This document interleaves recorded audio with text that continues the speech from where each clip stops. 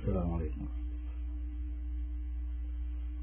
نحمده ونستعينه ونستغفره ونؤمن به ونتوكل عليه ونعوذ بالله من شرور أنفسنا ومن سيئات أعمالنا من يهده الله فلا مضل له ومن يضلل فلا هادي له وأشهد أن لا إله إلا الله وحده لا شريك له وأشهد أن سيدنا ونبينا ومولانا محمدا عبده ورسوله صلى الله تعالى عليه وعلى آله وأصحابه وسلم تسليما كثيرا كثيرا أما بعد برادران اسلام، گزشتہ جمعہ یہ بات عرض کی گئی تھی کہ حضور پاک صلی اللہ علیہ وسلم کی خلق کی پیدائش کی جو ترتیب بیان کی گئی ہے احادیث مبارکہ میں، اس سے آپ صلی اللہ علیہ وسلم کی عظمت اور آپ کی شان اور آپ کی محبوبیت اور آپ کا مقدم ہونا، یہ سب چیزیں تو مستفاد ہوتی ہیں ہی، آپ کی شان اور آپ کی عظمت تو معلوم ہوتی ہے ہی، اور اسی لیے عام طور پر اس کو سنایا بھی جاتا ہے، بتایا بھی جاتا ہے۔ لیکن ایک بات کی طرف میں نے توجہ دلائی تھی، اللہ کرے کہ ہمارا ذہن ادھر چلے اور ہمارے دل اس کو لیں، وہ یہ کہ یہ جو نسبت ہمیں حاصل ہے کہ ایسے پیغمبر کی ہم امت ہیں، ایسے رسول کی ہمیں نسبت حاصل ہے، ان کی غلامی کا شرف ہمیں حاصل ہے، یہ ہے ایسی چیز ادھر ہم توجہ نہیں دیتے۔ اتنے عظیم نبی کی جو امت ہوگی تو اس میں بھی عظمت ہوگی، اتنے رفیع الشان مرتبہ پیغمبر کو جو رفیع الشان مرتبہ ملا ہے وہ بھی کسی وجہ سے ہی ملا ہوگا، تو جو ان کی امت ہے اس وجہ کے اندر اس کو بھی کچھ نہ کچھ حصہ ڈالنا پڑے گا، اس کی ذمہ داریاں اس پر آئیں گی۔ اس لیے صرف خوش ہونے کی بات نہیں ہوتی کہ اللہ تعالیٰ کا بڑا احسان ہے کہ اللہ پاک نے ہمیں حضور پاک صلی اللہ علیہ وسلم کی امت میں سے بنایا اور اتنی عالی نسبت ہمیں نصیب فرمائی۔ خوش ہونے سے کام چلنے والا نہیں ہے، یہ ذمہ داری ہے، اور اس ذمہ داری کو ہم نبھائیں گے تو اللہ کے محبوب بنیں گے، اس ذمہ داری میں کوتاہی کریں گے تو اللہ کے مبغوض بنیں گے، خدا کی پھٹکار ہوگی، اللہ تعالیٰ کی طرف سے سزا ہوگی، دنیا میں بھی اور آخرت میں بھی۔ محبوب کی نسبت رکھنے والے ہیں بلکہ چھوڑ نہیں دیے جائیں گے۔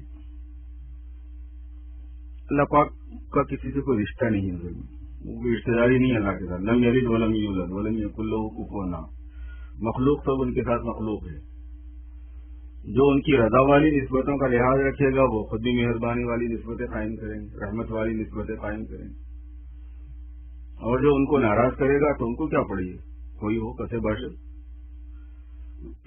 اس لیے میرے دوستو ایک بات یہ میں نے عرض کی تھی کہ اس نسبت کی عظمت کی وجہ سے حضور صلی اللہ علیہ وسلم کی اتباع کی ذمہ داری، حضور صلی اللہ علیہ وسلم کی تعلیمات کی اشاعت کی ذمہ داری، آپ کی تعلیمات کی تبلیغ کی ذمہ داری، آپ کی تعلیمات پر عمل کی ذمہ داری، آپ کی تعلیمات اور آپ کی باتیں ساری انسانوں تک پہنچانے کی، جس زمانے میں آپ رہتے ہوں اس زمانے کے انسانوں تک پہنچانا،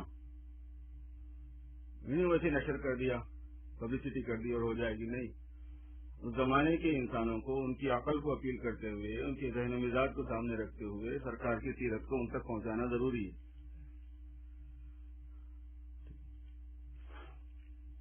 ایک ذمہ داری یہ ہے۔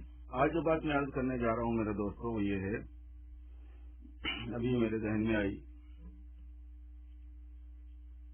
کہ جیسے نسبت کی ایک ذمہ داری ہوتی ہے، ایسے ہی آپ کے ساتھ میں برکت اور رحمت کی خاص نسبت ہے اور خاص معاملہ ہے اللہ تبارک و تعالیٰ کا، کہ حضور پاک صلی اللہ علیہ وسلم کو اللہ نے رحمت بنا کر بھیجا ہے، اور آپ صلی اللہ علیہ وسلم کے ساتھ میں برکتیں وابستہ ہیں۔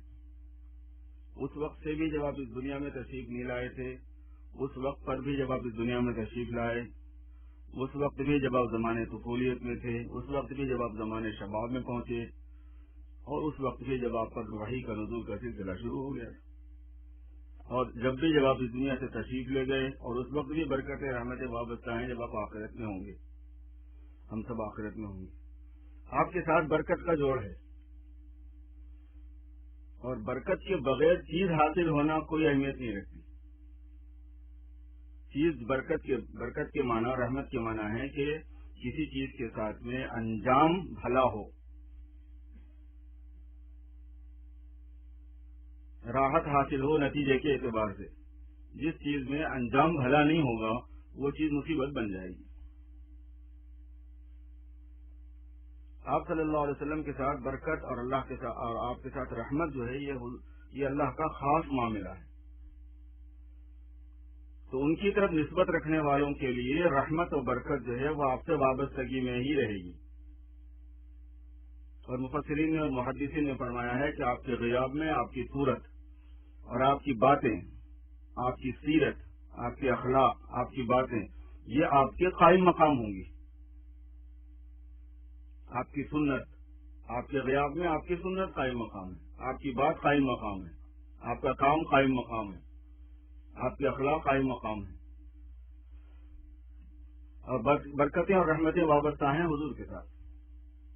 چنانچہ سرکار دو عالم صلی اللہ علیہ وسلم جب اس دنیا میں تشریف لائے تو کیسی برکتوں کا ظہور ہوا، سیرت کی کتابوں میں کیسے کیسے واقعات لکھے ہوئے ہیں۔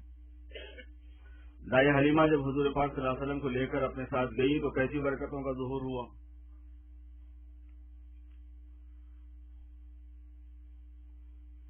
خاص معاملہ ہے۔ جب آپ حضرت عبداللہ جو آپ کے والد محترم ہیں ان کی پیشانی میں چمکتے تھے جب برکتوں کا ظہور ہوتا تھا، جب آپ عبد المطلب کی پیشانی میں چمکتے تھے جب برکتوں کا ظہور ہوتا تھا۔ پہلے سے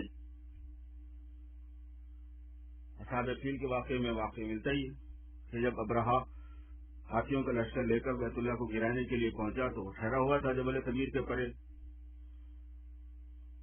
وادی محسب میں جہاں کنکریوں نے جہاں ابابیل نے کنکریاں ماری اسی علاقے میں تھا۔ اس زمانے میں عبد المطلب کے اونٹ چرا لیے تھے، اس کے لوگوں نے اٹھا لیے تھے۔ عبد المطلب نے چند لوگوں کو جمع کر کے کہا حضور کے دادا نے کہ بھائی جا کے اس سے بات کرتے ہیں۔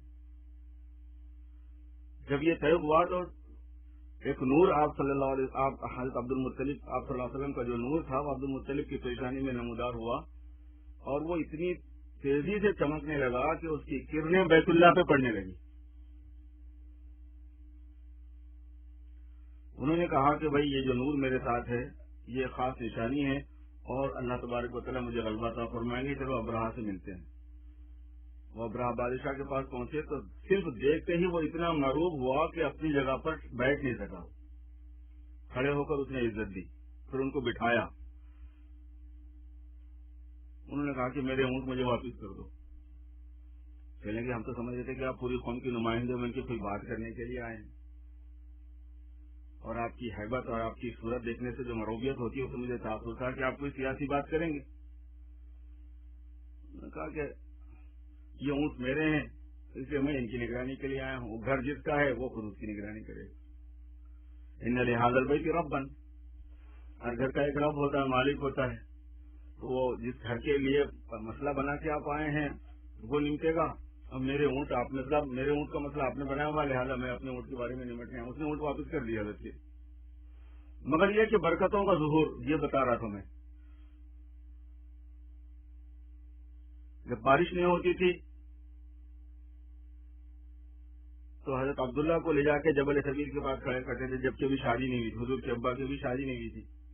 ان کو جبل ثبیر کے پاس کھڑا کر کے دعا کرتے تھے، فوراً بارش شروع ہو جاتی۔ یہ لکھا ہے سیرت کی کتابوں میں، برکتیں ہیں۔ ابو طالب کے زمانے میں جب حضور پاک صلی اللہ علیہ وسلم چھوٹے سے تھے عمر کے اعتبار سے، تو جب قحط پڑا تو لوگوں نے کہا کہ چلو جا کے بیت اللہ کے یہاں کھڑے ہو کے دعا کرتے ہیں۔ بیان کرنے والے بیان کرتے ہیں کہ ابو طالب کے ساتھ ایک چھوٹا سا لڑکا تھا جو چاند جیسا چمکتا تھا۔ ان کو کیا معلوم کہ یہ لڑکا کون تھا؟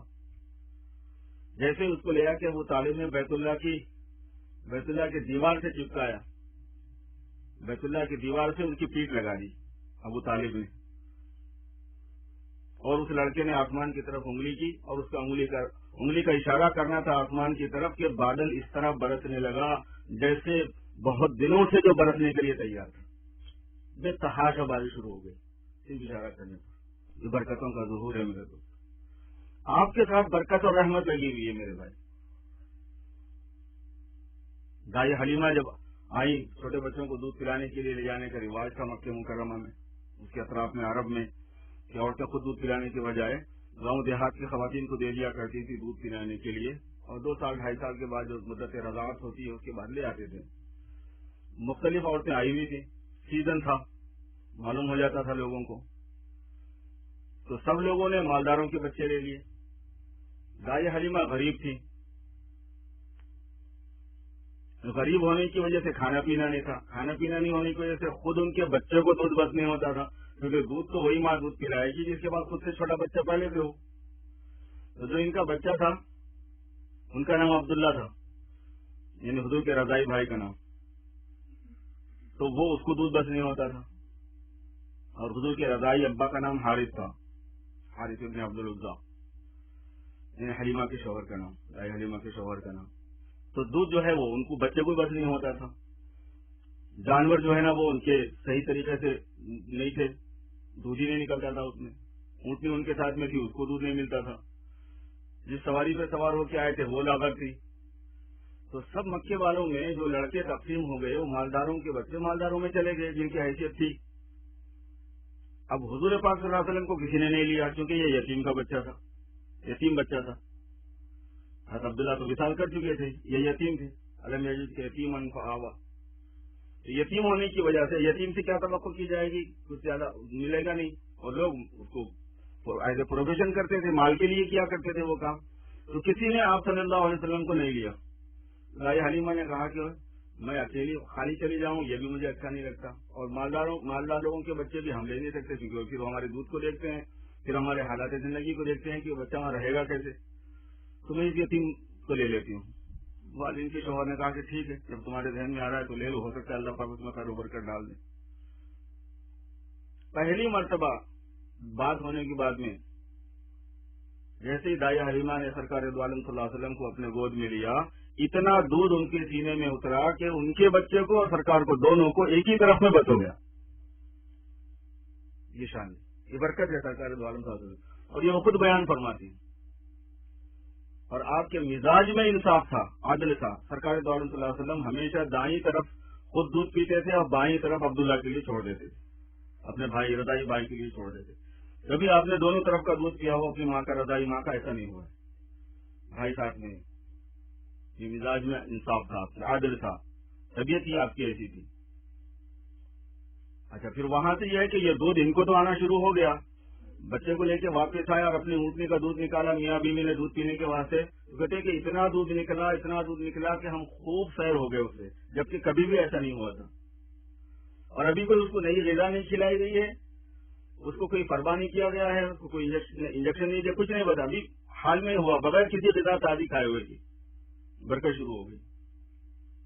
جب واپس جانے لگے اپنی بستی کو، تو جو سواری ان کے پاس میں تھی، جو پورے قافلے والوں میں سب سے پیچھے آتی تھی، لوگ تنگ ہو گئے تھے اس کی وجہ سے، رک کے اور تانے دیتے تھے کہ یار تم ہمارا راستہ خراب کر رہے ہو۔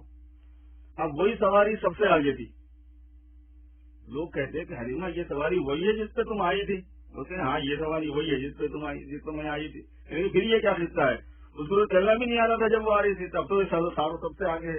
وہ فرماتے ہیں کہ ہمارے ساتھ ایک لڑکا ہے، ایک بچہ ہے، ایک بچے کو ہم لائے ہیں، جب سے اس کو گود لیا ہے حالات ہی ایسے کچھ ہیں۔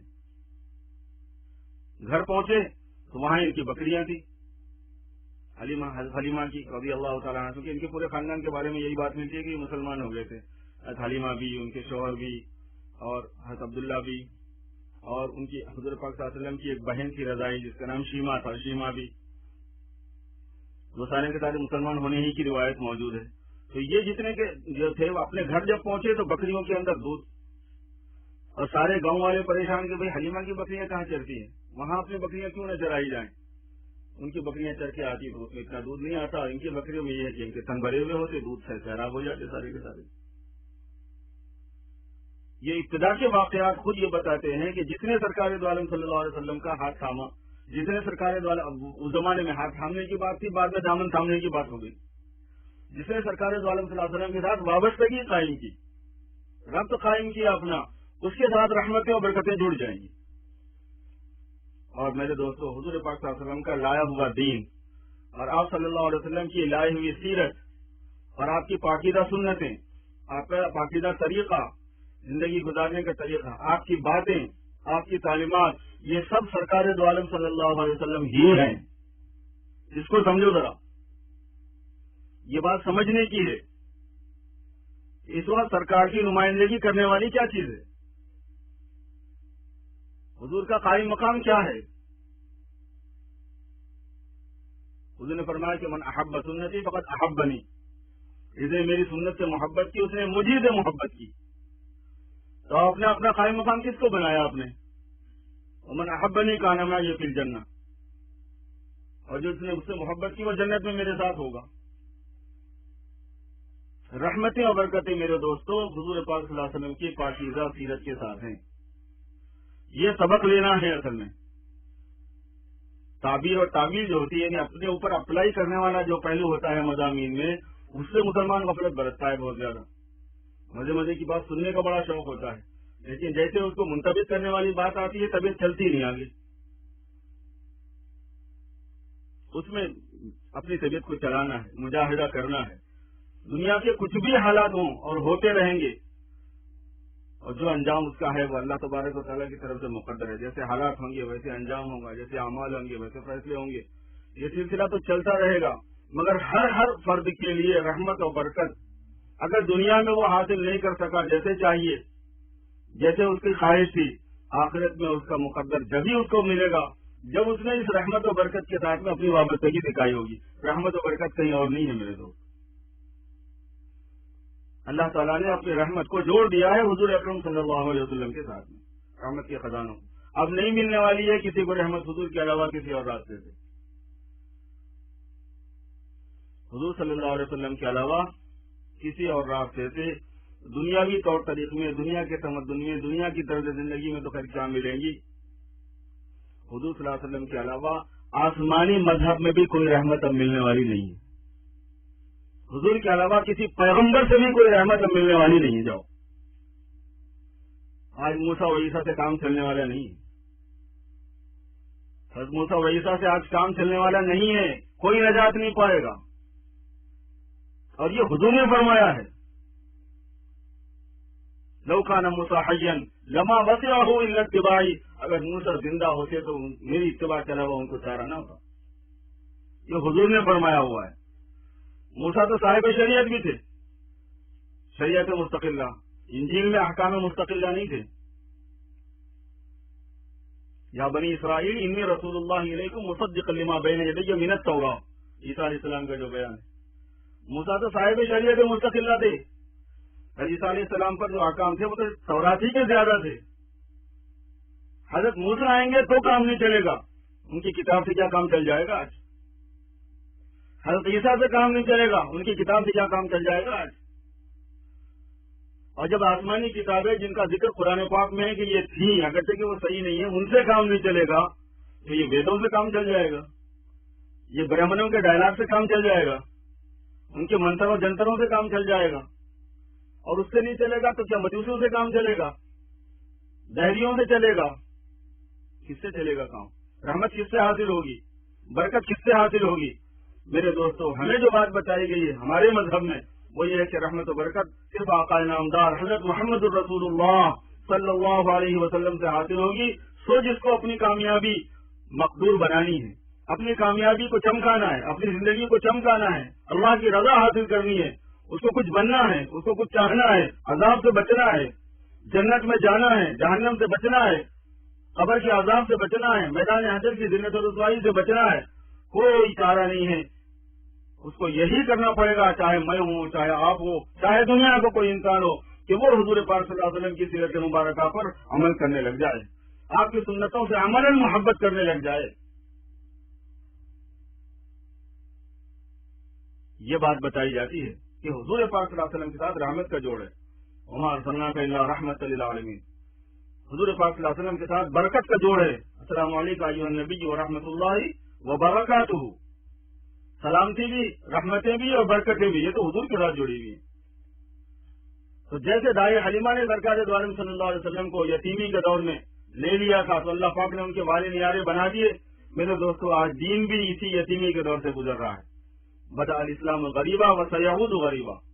اسلام نامانوس حالت میں شروع ہوا ہے اور آگے آگے پہنچتے پہنچتے پھر وہ نامانوس حالتوں میں پہنچ جائے گا. پھر لوگ اس کو پسند نہیں کریں گے, پھر لوگ اس کو ترجیح نہیں دیں گے. بےہودہ زندگی ان کو زیادہ پسند آئے گی, بےہودہ کلچر ان کو زیادہ پسند آئے گا, بدتمیزی زیادہ لائک کریں گے. تمیز اور انسانیت اور انسانی قدریں, عزت کی قدریں, لحاظ, مروت, شرم, حیا, یہ چیزیں نہیں پسند کی جانے والی ہیں آگے کے زمانے میں.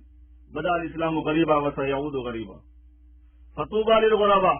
مگر جو ایسے وقت میں بھی نامانوس ہونے کے لیے تیار ہو جائیں, یہ بھی عجیب بات ہے. فطوبى للغرباء, جو غریب بننے کو تیار ہو جائے. غریب تو مراد یہاں پردیسی ہے, وہ مفلس والا غریب نہیں ہے. یہاں پہ عربی میں یہ غریب پردیسی کے لیے بولا جاتا ہے. ہم ویسے بھی سارے پردیسی بیٹھے ہوئے ہیں, مگر ایک پردیسی یہ ہے ایشیا کے اعتبار سے پردیسی ہونا, مغرب کے اعتبار سے پردیسی ہونا, اور ایک مذہب کے اعتبار سے پردیسی بننے کو تیار ہونا. مذہب کا اتنا پکا ہو بندہ کہ لوگ اس کو پردیسی قرار دیں تو ٹھیک ہے صاحب, پردیسی قرار دیتے ہیں. مجھے غریب الوطن قرار دیتے ہیں تو ٹھیک ہے, میں غریب الوطنی کے لیے تیار ہوں. فطوبى للغرباء, اس نے فرمایا خوشخبری ہے, مرحبا ہے اس کے لیے جو غریب بننے کو تیار ہو جائے. ایسا وقت آئے گا. اس لیے میرے دوستو بھائیو, اس ملک میں خصوصیت کے ساتھ ایک ایک سنت کو اپنی جان سے زیادہ عزیز بنانی پڑے گی آپ کو. اور دل میں اس کا ارمان, دل میں یہ یقین تازہ کرنا کہ اگر نبی کی سنت میں عزت نہیں ہے تو پھر کس میں ہے. میں اپنے نبی کی بات کی ترجمانی اور نمائندگی اس ملک میں, اس کفرستان میں, اس دہرستان میں نہ کروں تو اور کہاں کروں گا؟ میں کیوں ان کے پیچھے جاؤں؟ ان کا اپنا طریق ہے, یہ ایک چیز کو سمجھے ہوئے ہیں, ان کو وہی چیز ملی ہوئی ہے شروع سے, وہ اس کو اچھا سمجھتے ہیں.